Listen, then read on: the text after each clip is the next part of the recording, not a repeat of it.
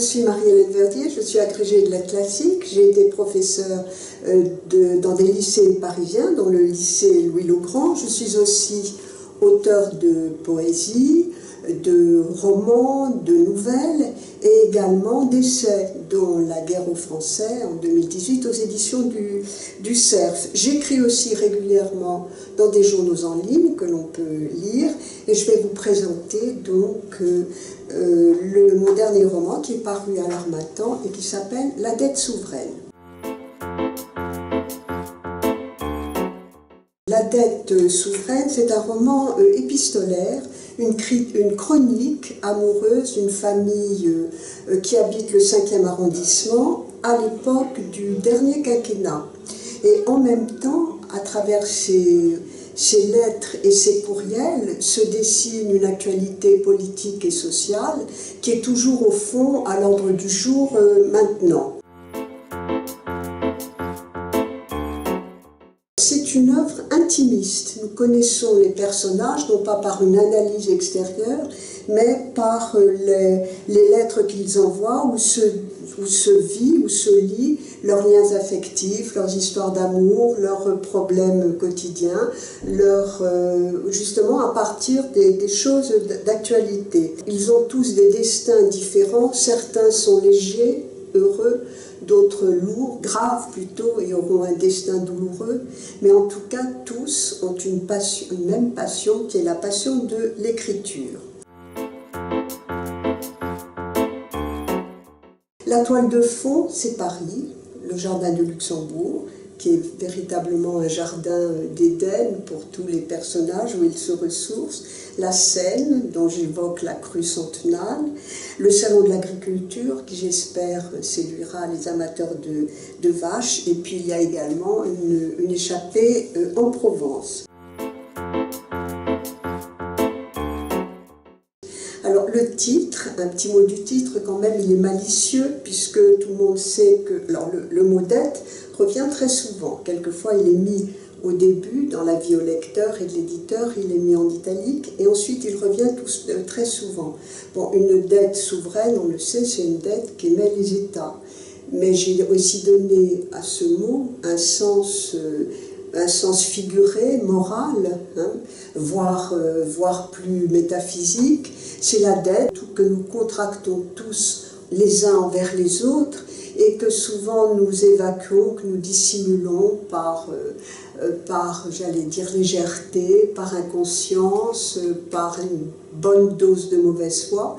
C'est le cas du personnage principal du roman, le Franz von Salm, qui est un intellectuel et qui, évidemment, là, pratique vraiment l'art de l'esquive.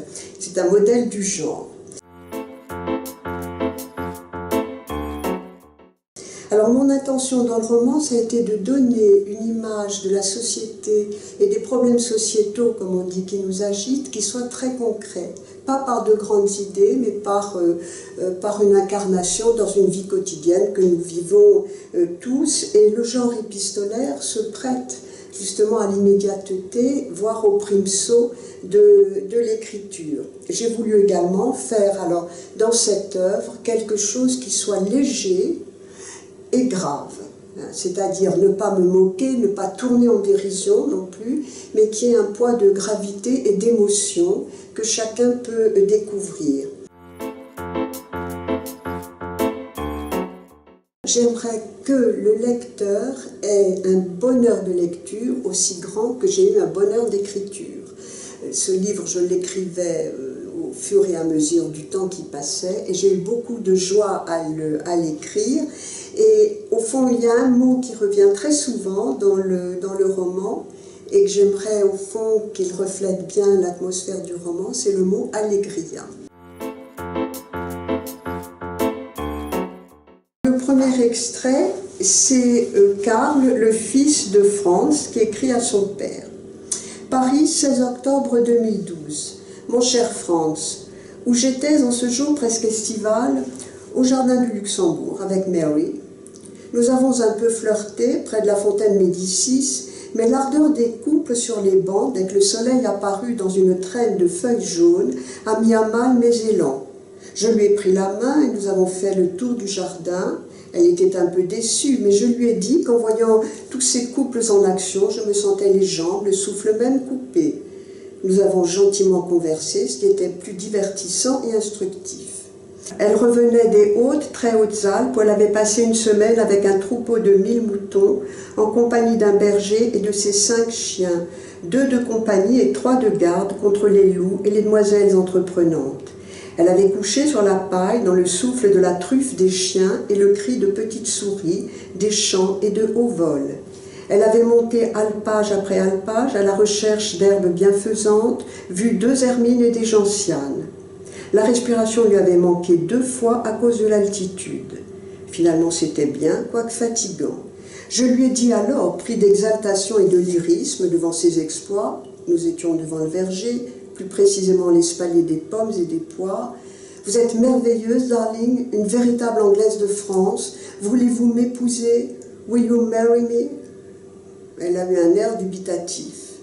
C'est à cause de la poésie de tous ces fruits aux noms enchanteurs, poire d'ange, poire de dame, marie-guise, bon chrétien d'hiver, drap d'or, rainette musquée, gros faraud, belle de Pontoise, pigeonnet de Jérusalem, ai-je dit en réponse à sa petite délicieuse moue. Elle m'a dit que les Français étaient tous fêlés.